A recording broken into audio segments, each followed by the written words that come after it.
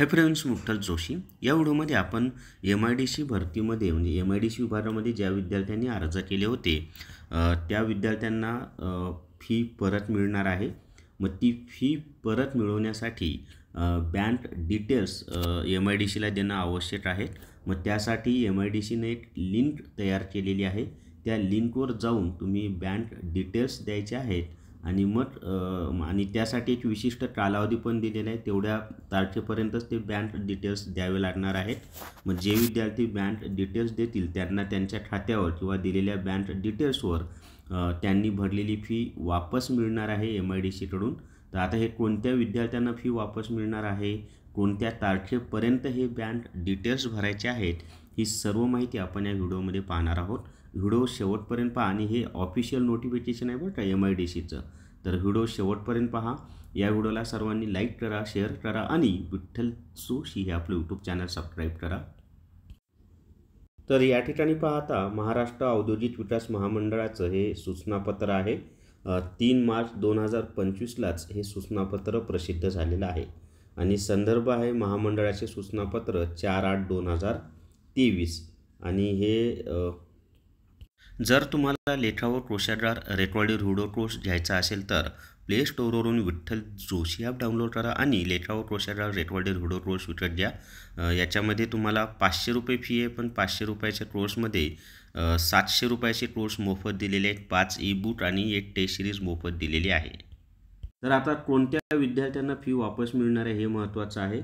तर 2019मध्ये भरती निघाली होती पाहिजे MIDCची सरळ सेवा भरती 2019। तर काय म्हटलेलं आहे त्याच्यामध्ये, सरळ सेवा भरती 2019 अंतर्गत माननीय औद्योगिक विकास महामंडळामार्फत गट क आणि गट ड मधील एकूण 14 सवलतीतील परीक्षेकरिता दिनांक 17/7/2019 रोजी महामंडळाच्या संकेतस्थळावर जाहिरात प्रसिद्ध करण्यात आली होती।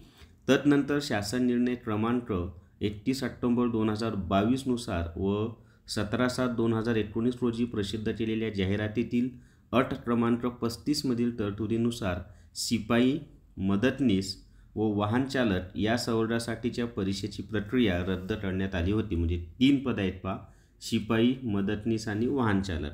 या 3 पदांची जी म्हणजे फॉर्म भरून घेतले होते आणि फॉर्म भरून घेतल्यानंतर ही भरती प्रक्रियाच त्यांनी रद्द केली। तसेच माननीय म्हणजे महाराष्ट्र औद्योगिक विकास महामंडळाच्या अग्निशमन विभागाने सरळ सेवा भरती 2019 अंतर्गत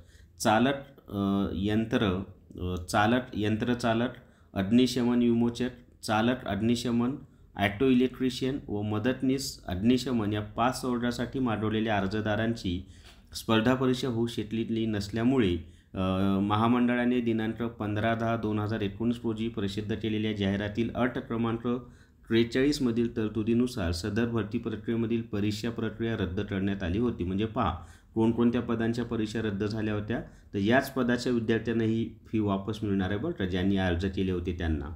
उपरोक्त नमूद केलेल्या सवलतीच्या स्पर्धा परीक्षा रद्द झाल्याबाबतचे सूचनापत्र महामंडळाच्या संकेतस्थळावर 4/8/2023 रोजी प्रसिद्ध करण्यात आले आहे।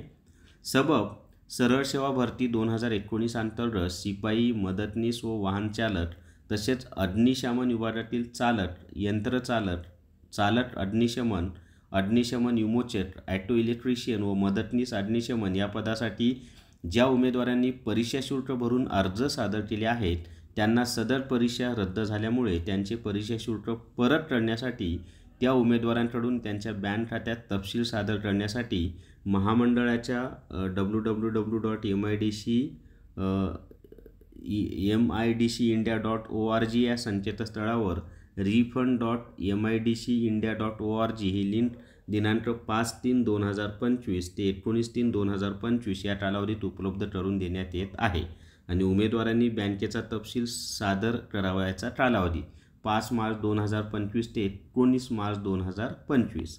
संबंधित उमेदवारांनी ऑनलाईन अर्ज सादर करताना अर्जामध्ये जो भ्रमणध्वनी क्रमांक नमूद केलेला आहे त्याच भ्रमणध्वनी क्रमांकाद्वारे तपशील सादर करावा। सर्व संबंधित उमेदवारांनी त्यांच्या बँक खात्याचा तपशील उपरोक्त नमूद विविध कालावधीत बिनचूक सादर करावा। उपरोक्त मुदत संपल्यानंतर सर्व संबंधितांच्या बँक खात्यावर परीक्षा शुल्क जमा करण्याची कार्यवाही करण्यात येईल, याची सर्व संबंधित उमेदवारांनी नोंद घ्यावी। जर तुम्हाला GMC डॉट ड ई बुक विकत घ्यायचा असेल तर प्ले स्टोअरवरून विठ्ठल जोशी ॲप डाउनलोड करा आणि GMC डॉट ड ई बुक विकत घ्या. तर या व्हिडिओमध्ये एवढीच माहिती. या व्हिडिओला सर्वांनी लाईक करा, शेअर करा आणि विठ्ठल जोशी हे आपलं यूट्यूब चॅनल सबस्क्राईब करा. Thank you very much.